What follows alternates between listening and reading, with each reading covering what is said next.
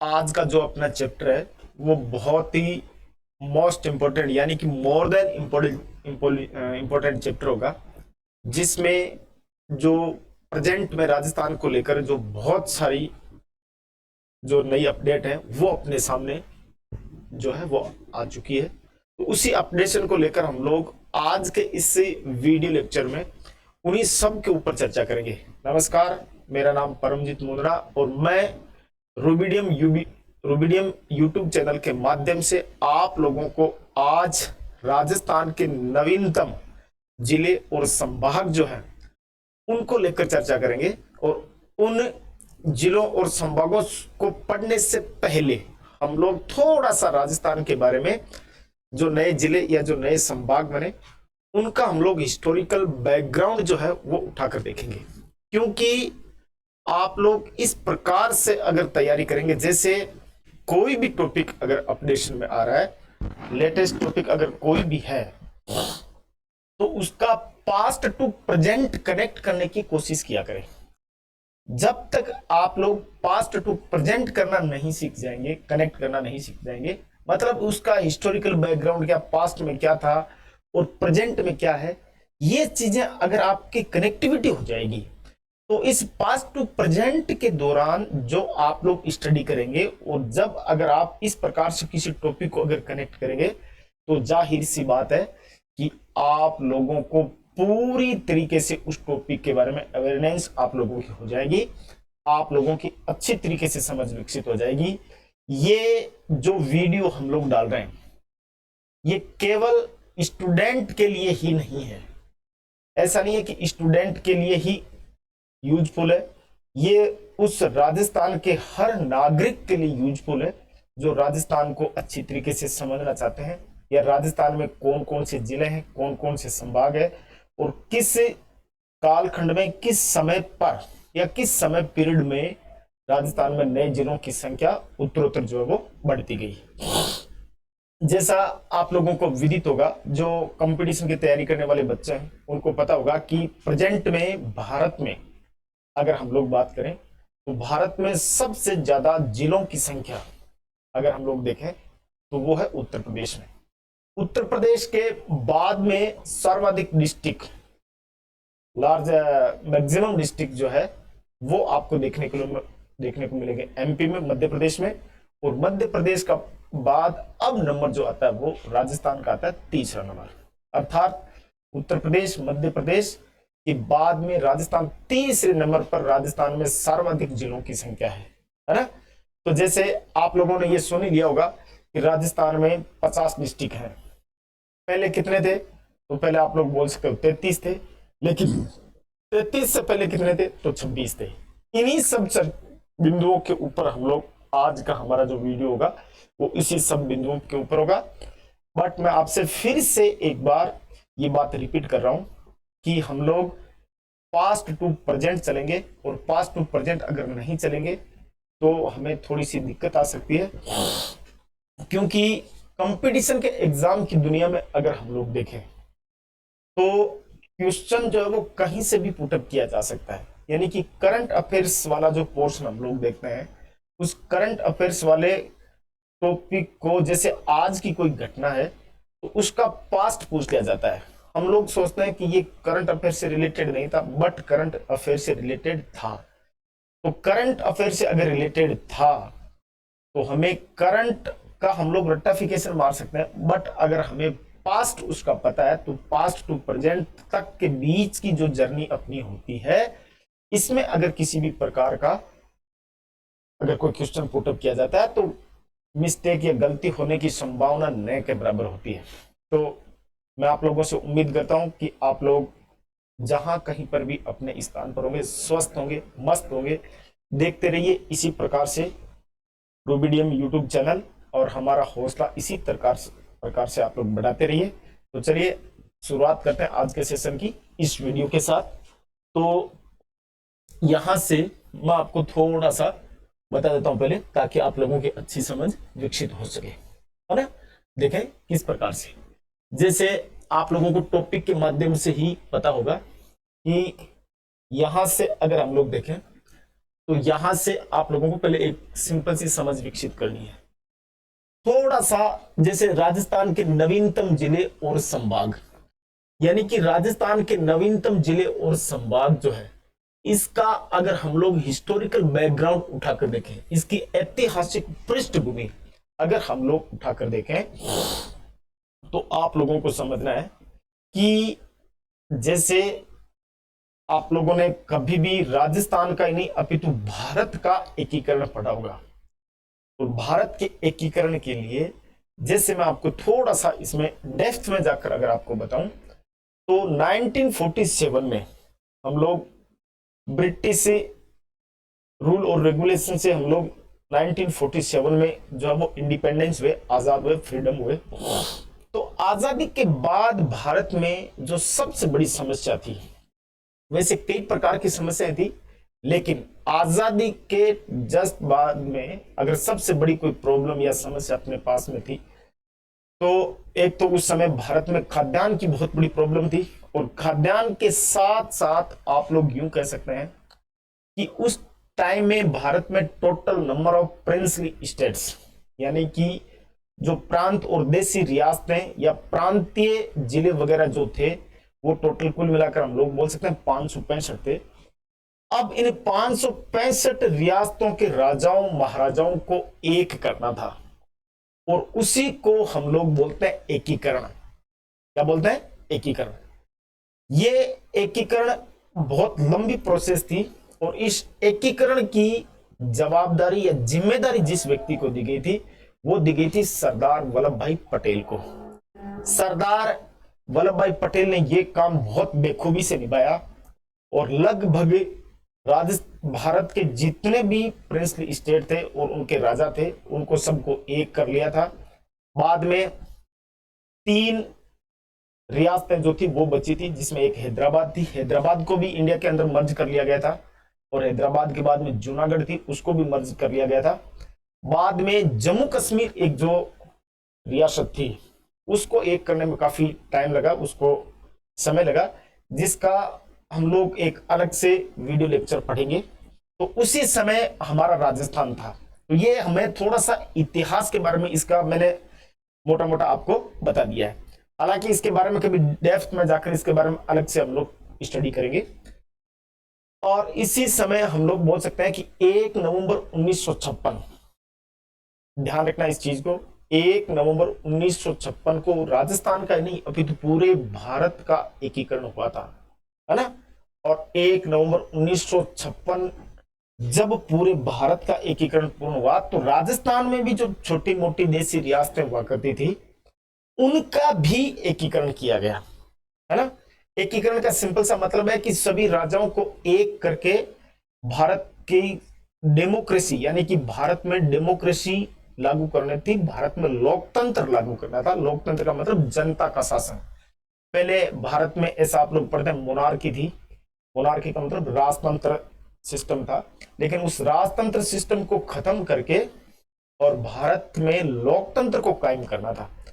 और इसी लोकतंत्र को कायम करने में और इसे डेमोक्रेसी स्थापित करने में जो प्रोसेस, जो बीच में जो भारत का प्रोसेस रहा, उसी को हम लोग बोलते हैं 1947 से लेकर 1 नवंबर 1956 तक का जो भाग समय था, उस समय में ये एकीकरण कंप्लीट हुआ। और एकीकरण पूर्ण करने में या एकीकरण में सबसे बड़ा योगदान अगर किसी व्यक्ति का था, तो वो था सरदार वल्लभ भाई पटेल का।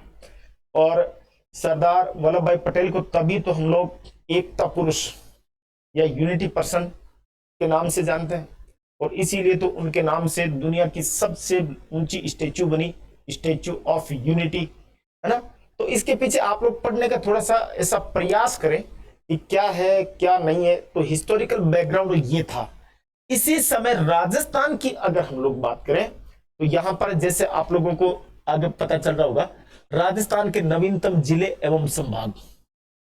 तो राजस्थान के नवीनतम जिले और संभाग जो है, इसका थोड़ा सा इतिहास अगर हम लोग बात करें, तो यहां से आप लोगों की 1 नवंबर 1956, ध्यान रखना ये डेट, 1 नवंबर 1956 को जब राजस्थान का एकीकरण पूर्ण होता है, उस समय राजस्थान में कुल जिले जो थे वो कुल जिलों की संख्या कितनी थी 26, यानी कि 26 जिले थे, है ना। और 1 नवंबर 1956 को ही राजस्थान का जो 26वां जिला बना, ये ध्यान रखना है, राजस्थान का जो 26वां जिला बना वो कौन बना था, अजमेर। यहां ध्यान रखना है 1 नवंबर 1956 को राजस्थान का 26वां जो जिला बना वो कौन सा बना था, अजमेर। और इसी समय हम लोग कह सकते हैं कि संभाग की अगर बात करें तो इसी समय आप लोग बोल सकते हो कि अजमेर को एक संभाग भी बनाया गया था, है ना। अजमेर को जयपुर डिस्ट्रिक्ट से अलग कर कर एक नया जिला बनाया, और जिला बनाकर उस समय उसके बाद में अजमेर को जो है क्या बना दिया गया था, डिवीजन बना दिया था, एक संभाग बना दिया था। क्लियर है। तो इसके बाद की अगर हम लोग प्रोसेस देखें तो क्या है, देखो अब यहां से आप लोगों को समझना है। देखो ये मैंने पूरी तरीके से आप लोगों के लिए जो फॉर्मेट है वो अच्छी तरीके से तैयार कर लिया है। इसको आप लोगों को किस प्रकार से याद रखना है, कैसे याद रख पाएंगे, एकदम शॉर्ट में याद रखना है। तो चलिए आज हम लोग इस लेक्चर की शुरुआत करते हैं ताकि आप लोगों को अच्छे से समझ में आए। देखो हम लोग बात करेंगे 26वां जिला। क्लियर है। तो 26वां जो जिला है वो राजस्थान का, जैसे मैंने अभी आपको बताया था, 26वां जिला कौन सा होगा, अजमेर। तो अजमेर जो है वो किससे अलग होकर बना था, तो अजमेर अलग होकर बना था किससे, जयपुर से। जैसा हम लोग पीछे चर्चा कर चुके हैं कि अजमेर से अलग होकर जो जिला बना था वो कौन सा बना था, जयपुर। और ये कब बना था, तो 1 नवंबर 1956 को। क्लियर है। उसी दिन ये राजस्थान में कितने जिले हो गए, 1 नवंबर 1956 को जैसे राजस्थान का एकीकरण कंप्लीट होता है उसी दिन राजस्थान में टोटल डिस्ट्रिक्ट कितने बने, 26। क्लियर है। तो यहां से आप लोगों को थोड़ा सा देखना है कैसे, ये ध्यान रखना है। इसके बाद में देखो 27वां जिला, 27वां जो जिला बना वो 27वां,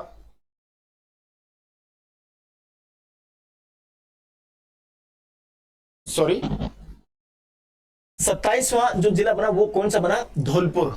और 27वां जिला जो धौलपुर बना था ये भरतपुर से अलग होकर बना, है ना, भरतपुर। और कब बना था, तो ये 15 अप्रैल 1982, 15 अप्रैल 1982 को राजस्थान का 27वां जिला बनता है। देखो कौन सा, धौलपुर। क्लियर है ना। इसके बाद में याद रखने का तरीका आपको मैं बता देता हूं ताकि आप लोग अच्छे से याद रख सकें। यहां पर देखना एक सिंपल सा याद रखने का तरीका ध्यान रखना इधर, और तरीका किस प्रकार से याद रखना है, देखो यहां पर 12 है तो इसको याद रखेंगे बी, और दौसा को याद रखेंगे डी, और राजसमंद को याद रखेंगे आर। बी डी आर, ये मैं क्यों बता रहा हूं, आप सोच रहे हैं ऐसी कोई ट्रिक नहीं है, ट्रिक नहीं बता रहा हूं आपको, याद रखने का एक फॉर्मूला बता रहा हूं, तरीका बता रहा हूं कि किस प्रकार से याद रख सकते हैं। तो याद रखना आपको बी डी आर, है ना। और बी डी आर की अगर हम लोग बात करें तो ये 3 जो नए जिले बनाए गए, 3 नए जिले बनाए गए, ये एक ही टाइम बनाए गए, एक ही दिन बनाए गए, एक साथ में बनाए गए। यहां से आप लोगों को अच्छी तरीके से ध्यान रखना है। बी का मतलब 12, डी का मतलब दौसा, आर का मतलब राजसमंद।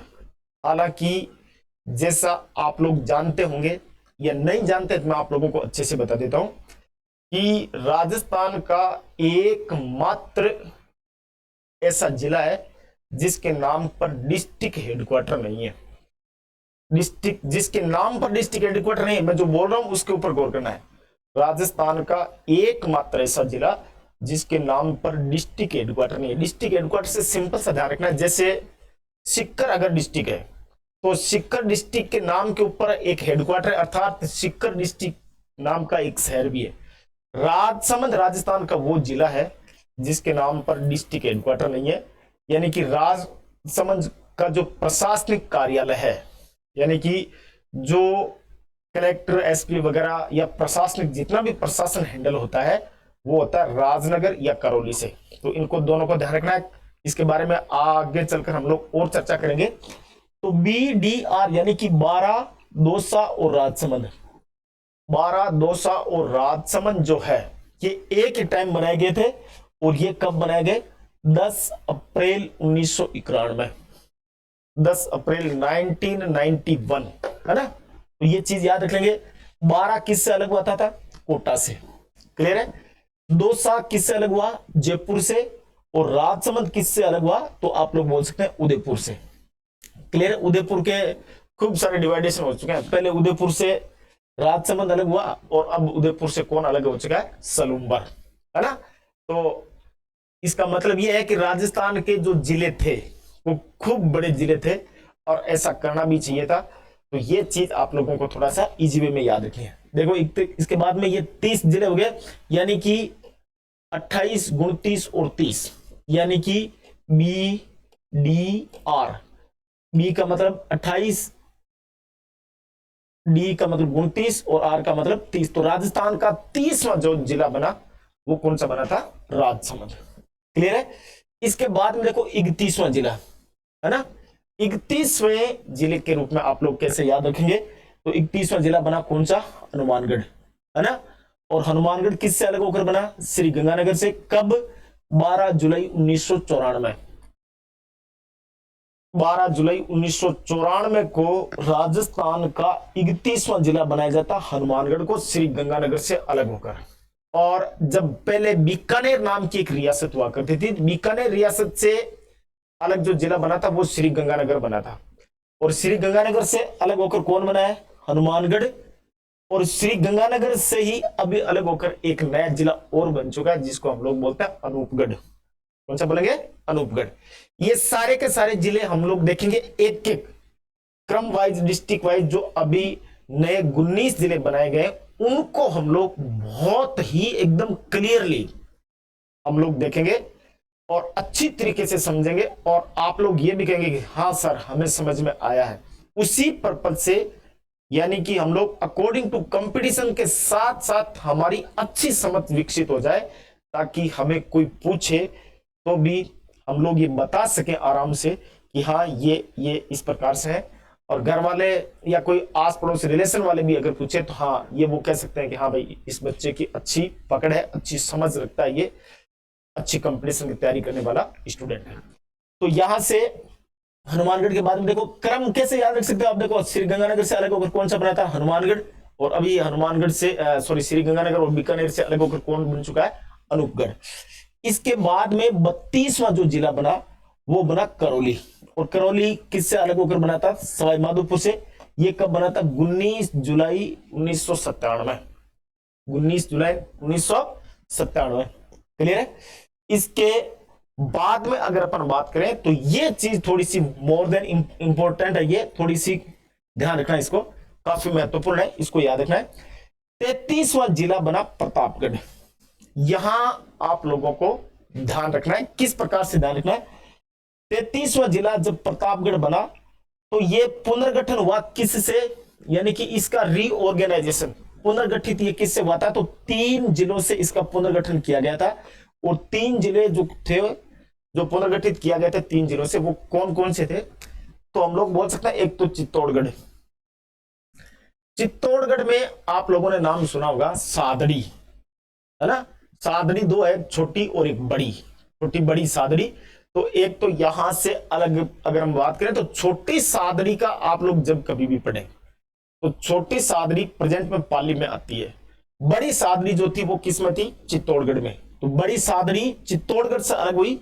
ये आप लोग पहले मैं यहां पर थोड़ा सा आपको बता देता हूं। 26 जनवरी 2008, यानी कि 26 जनवरी 2008 को वसुंधरा राजे सरकार ने 26 जनवरी 2008 को वसुंधरा राजे सरकार ने एक समिति का गठन किया और उस समिति का नाम था परमेश चंद्र समिति। बिल्कुल इजी वे में ध्यान रखना है।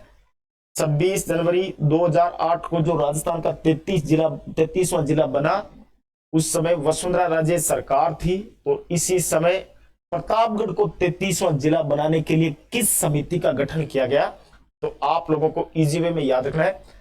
परमेश चंद्र समिति या कमेटी की सिफारिश पर राजस्थान का 33वां जिला बना, जिसमें चित्तौड़गढ़ से अलग एक तहसील बनाई गई और उसका नाम था बड़ी सादड़ी। छोटी सादड़ी कहां पर पड़ेगी, पाली में। क्लियर है।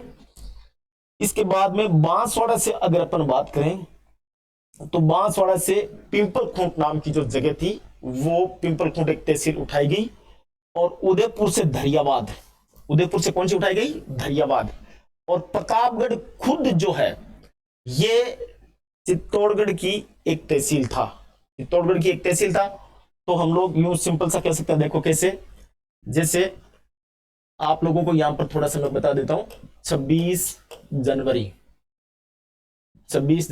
2008 यानी कि वसुंधरा राजे सरकार की टाइम पीरियड में प्रतापगढ़ को जिला बनाने के लिए जिस समिति का गठन किया गया उस समिति को याद रखना है।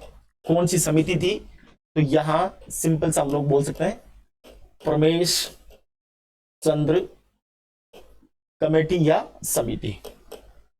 परमेश चंद्र समिति की सिफारिश पर राजस्थान का 33वां जिला बना। और 33वां जो जिला बना वो कौन सा बना था, तो 33वां जिला बना कौन सा, प्रतापगढ़। क्लियर है। ये प्रतापगढ़ को थोड़ा सा याद रखना, कई बार क्वेश्चन आया हुआ भी है इसका ना, प्रतापगढ़ राजस्थान का कौन सा जिला होगा, 33वां। क्लियर है। अब प्रतापगढ़ जो 33वां जिला बना तो उसका पुनर्गठन कौन कौन से हुआ था, तो यहां पर ध्यान रखना आपको। देखो एक तो चित्तौड़गढ़, तो चित्तौड़गढ़ से जो तहसील उठाई गई, ये दो तहसीलें उठाई गई। एक तो जो प्रतापगढ़ जो जिला है, ये प्रतापगढ़ जिला, प्रतापगढ़ नाम का जो जिला है ये अपने आप में खुद पहले एक तहसील था, किसकी, चित्तौड़गढ़ की। एक चित्तौड़गढ़ से दूसरा जो उठाया गया वो उठाई गई थी बड़ी सादड़ी, बड़ी सादड़ी। तो दो तहसीलें ये आई। और इसके बाद में अगर हम लोग बात करें किसका, बांसवाड़ा, तो बांसवाड़ा से जिस तहसील को उठाया गया था उसका नाम याद रखना आपको, पिंपल खूंट, पिंपल खूंट। और पिंपल खूंट के बाद में अब यहां पर थोड़ा सा देखना, उदयपुर, उदयपुर से जिस तहसील को उठाया गया था वो थी धरियावाद। तो आज वर्तमान में हम लोग बोल सकते हैं कि ये 4 जिले हैं, सॉरी 4 तहसीलें हैं। किस किस की कहां से उठाई गई, तो प्रतापगढ़ उठाया गया था चित्तौड़गढ़ से, और एक बड़ी सादड़ी, ये दोनों चित्तौड़गढ़ से थे। बांसवाड़ा जो था ये बांसवाड़ा से उठाई गई थी पिंपल खूंट, और उदयपुर से उठाई गई थी धरियावाद। तो इस प्रकार से प्रतापगढ़ जिले का परमेश चंद्र कमेटी की सिफारिश के ऊपर राजस्थान का कौन सा जिला बना, 33वां जिला, है ना। तो ये बेसिक नॉलेज के साथ साथ हम लोग यहां कह सकते हैं कि ये राजस्थान के जिलों का था इतिहास, यानी कि historical background of Rajasthan district, historical background of Rajasthan district इस प्रकार से बने। यानी कि हम लोगों ने चर्चा की 1 नवंबर 1956 से हम लोग कह सकते हैं कि हमने बात की कब तक, 26 जनवरी 2008। और इसी को हम लोग बोल सकते हैं जैसे 1 नवंबर 1956। तो 1 नवंबर 1956 से 26 जनवरी 2008 तक राजस्थान में हम लोग यूं बोल सकते हैं कि कुल कितने जिले बने, तो 8 जिले बने। क्लियर है। तो ये हिस्टोरिकल बैकग्राउंड था राजस्थान के जिलों का। संभाग हम लोग अलग से पढ़ेंगे, तब उसमें चैप्टर में अलग से बात करेंगे। तो ये तो था इतिहास। और अभी जैसे आप लोग बोल सकते हो कि 7 अगस्त 2023 को राजस्थान सरकार यानी कि गहलोत सरकार ने राजस्थान में जिलों का एक पिंडारा खोल दिया, भंडारा सा कर दिया है। यानी कि जिलों का भंडारा है, सबको खुश किया, कोई 1-2 को छोड़कर।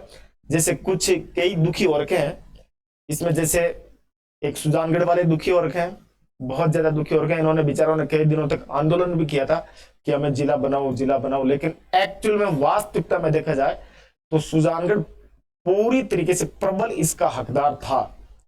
अब क्यों नहीं बनाया गया वो सरकारों के ऊपर निर्भर करता है, किसने नहीं बनाया गया। एक नौहर वाले, नौहर जो थे वो भी, उन लोगों ने भी खूब संघर्ष किया, सुजानगढ़ ने भी खूब संघर्ष किया, लेकिन पता नहीं किसी पॉलिटिकल रीजन के कारण, राजनीतिक कारण से किस प्रकार से ये नहीं बन पाया, इसका सरकारें जाने।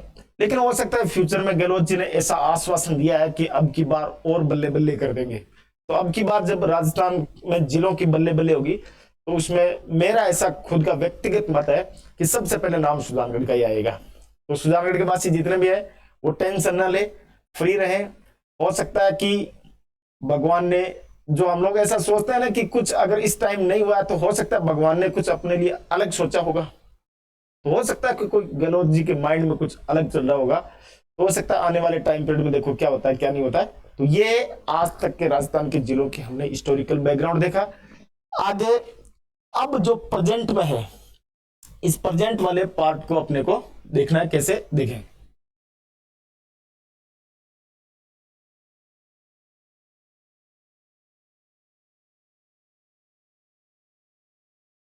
अब हम लोग थोड़ा सा वर्तमान पर लौटेंगे, है ना, सॉरी वर्तमान पर लौटेंगे। तो इसमें वर्तमान में जो ये डिक्लेरेशन है, इससे रिलेटेड आपको आने वाले एग्जाम्स में जरूर क्वेश्चन देखने को मिलेंगे। और किस प्रकार से क्वेश्चन मिल सकते हैं, ये क्या क्या है, इसको थोड़ा सा अपन इजी वे में देख लेंगे। देखें, जैसे नवीन जिले, और ये नवीन जिलों का भंडारा जिसमें सबकी बल्ले बल्ले हो चुकी है ना। हाँ, सबकी बल्ले बल्ले तो हो चुकी है, लेकिन कुछ ऐसे भी जिले थे जो बहुत छोटे थे लेकिन उनको भी बनाया गया, उनकी तो बल्ले बल्ले और हो गई। जैसे आप लोग देखेंगे दुदू, यानी कि लोग बाग यहां तक कहते हैं कि सबसे छोटा जिला जो दुदू है वो तो दूध पीता है, यानी कि सबसे छोटा बच्चा जो होता है वो क्या पीता है, दूध। तो दूध पी रहा था दुदू, इसलिए उसको जिला बना दिया गया, है ना। तो दुदू सबसे छोटा जिला है, और जैसलमेर पहले भी बड़ा था और आज भी क्षेत्रफल में बड़ा है। तो यहां से अकॉर्डिंग टू कंपटीशन एग्जाम ये चीज अपने को अच्छी तरीके से ध्यान रखनी है। जैसे हमने प्रतापगढ़ डिस्ट्रिक्ट के बारे में बात की थी, सेम उसी प्रकार से हम लोग जो चर्चा कर रहे हैं वो किसकी चर्चा करेंगे, तो हम लोग आज जो 19 जिले बने उसमें किसकी चर्चा कर रहे हैं ये ध्यान रखना है। देखो, जैसे नए जिलों बनाने के लिए गहलोत सरकार ने जिस समिति का गठन किया था उस समिति का नाम याद रखना, और राम भुलैया समिति गठित, यानी कि राम भुलैया समिति का गठन जो किया गया था ये 21 मार्च 2022 को किया गया था। मतलब सरकारें जो भी होती है तो उन सरकारों के द्वारा अगर कोई डिस्प्यूट या कोई बहुत बड़ा इश्यू होता है, कोई बहुत बड़ा मुद्दा होता है, तो उसके लिए सरकारें क्या करती है, किसी न किसी समिति का गठन कर देती है। तो राम भुलैया समिति जो है उनकी देख रेख में इस समिति का गठन किया गया था 21 मार्च 2022 को। ध्यान रखना है 21 मार्च 2022 को। अब राम भुलैया समिति ने अपनी रिपोर्ट कई बार सौंपी, और ऐसा सुनने को भी मिला था कि राम भुलैया समिति ने जो रिपोर्ट सौंपी थी, पहले ये कम जिलों की सौंपी थी, फिर गहलोत सरकार ने इसका 6 महीने तक कार्यकाल और बढ़ा दिया था। ऐसा आप लोगों ने, अगर आप लोग करंट के अपडेशन में रहते हो तो आप लोग इस प्रकार की न्यूज वगैरह न्यूज़पेपर में पढ़ रहे होंगे। तो नवीन जिलों की घोषणा राम भुलैया समिति की सिफारिश पर जो नए जिलों की घोषणा की गई, ये की गई 17 मार्च 2023, यानी कि लगभग राम भुलैया समिति को 1 साल का टाइम पीरियड लगा, और उन्होंने पूरी तरीके से सर्वे करके ये पाया कि राजस्थान में कितने जिलों की रिक्वायरमेंट है। ये रिपोर्ट इन्होंने सौंपी थी कब, 17 मार्च 2023 को। इसके बाद में अधिसूचना यानी कि सरकार के द्वारा आधिकारिक रूप से जो सूचना जारी की गई, ये की गई थी 5 अगस्त 2023 को, यानी कि सरकार ने ये घोषणा कर दी थी कि राजस्थान में 19 नए जिले, 19 नए डिस्ट्रिक्ट जो है वो बनाए जाएंगे। राम भुलैया समिति की सिफारिश के ऊपर ये अधिसूचना क्या कर दी थी, जारी। अब गजट में प्रकाशन, ये ध्यान रखना, ये सारी की सारी डेट्स हैं, इन डेट्स को याद रखना, क्योंकि आने वाले कंपटीशन के एग्जाम में यहां से हो सकता आपको एक क्वेश्चन सुनने को मिले। गजट में प्रकाशन का मतलब है कि सरकार का जो लेटर होता है, गजट जिसको हम लोग बोलते हैं, सरकारी कागज में उसकी घोषणा कब की गई, तो 6 अगस्त 2023, 6 अगस्त 2023। और इसके बाद में स्थापना का कार्यक्रम कब से रखा गया, तो पीछे अभी थोड़े दिनों पहले आप लोगों ने देखा होगा, यानी कि नए जिलों की स्थापना कार्यक्रम जो रखा गया, ये रखा गया 7 अगस्त 2023 को। तो मैं एक बार फिर से आप लोगों को ये बताना चाहूंगा या आप लोगों से ये रिक्वेस्ट करना चाहूंगा कि ये 3-4 जो डेट है इनको ध्यान रखना है, यहां तक याद रख लेना है ना। अधिसूचना के बाद में 5, 6 और 7 ये कंटिन्यू डेट आपको याद रखनी है। बाकी 21 मार्च और 17 मार्च, इसमें 1 साल का लगभग टाइम पीरियड याद रख के आपको चलना है। तो 7 अगस्त 2023 को स्थापना कार्यक्रम यानी कि नए जिलों की स्थापना का जो कार्यक्रम था वो कर दिया गया, और राजस्थान को मिले नए 19 जिले, और ये नए 19 जिलों जो है आगे चलकर अपने राजस्थान का भाग्य या राजस्थान का विकास किस प्रकार से निर्धारित करते हैं, इसके बारे में हम लोग जो है आने वाला समय के ऊपर हम लोग निर्भर हैं। तो इस प्रकार की नई नई अपडेशन हम लोग आपको देते रहेंगे। कल जो हम लोग वीडियो डाउनलोड करेंगे उसको देखना आप लोगों को बिल्कुल ही नहीं भूलना है, क्योंकि ये तो हमने मेन चीजें देखी है। अब कौन कौन से जिले कहां कहां से अलग हुए, बहुत सारे लोगों के मन में अब भी कंफ्यूज है, और मैं आप लोगों को बिल्कुल एकदम सिंपल फॉर्मूले के माध्यम से हर एक जिला, उसमें कितनी तहसीलें, किस से अलग हुआ, किस किस जिले के ऊपर क्या क्या प्रभाव पड़ रहा है, ये सारी चीजें हम लोग देखेंगे। तो इसमें मैं आप लोगों से एक क्वेश्चन पुटअप करना चाहूंगा कि शायद आप लोग अपने कमेंट बॉक्स में आप लोग अपनी राय जरूर दें मेरे को, कि क्या नए जिलों का गठन करना सही है या गलत है, सही है या गलत है, या किस प्रकार से ये उपयोगी है। अगर उपयोगी है तो उसके क्या क्या पैरामीटर्स हो सकते हैं, किन किन क्षेत्रों में क्या क्या डेवलपमेंट हो सकता है। आप लोग हो सकता है कि RS मेंस वगैरह अगर लिख रहे हैं तो उसमें इस प्रकार के क्वेश्चन के आने की संभावना जो थोड़ी सी ज्यादा हो जाती है। तो चलिए नेक्स्ट वीडियो का आप लोग इंतजार करिए, मिलता हूं मैं कल आप लोगों से इसी समय। नमस्कार, जय हिंद, जय भारत।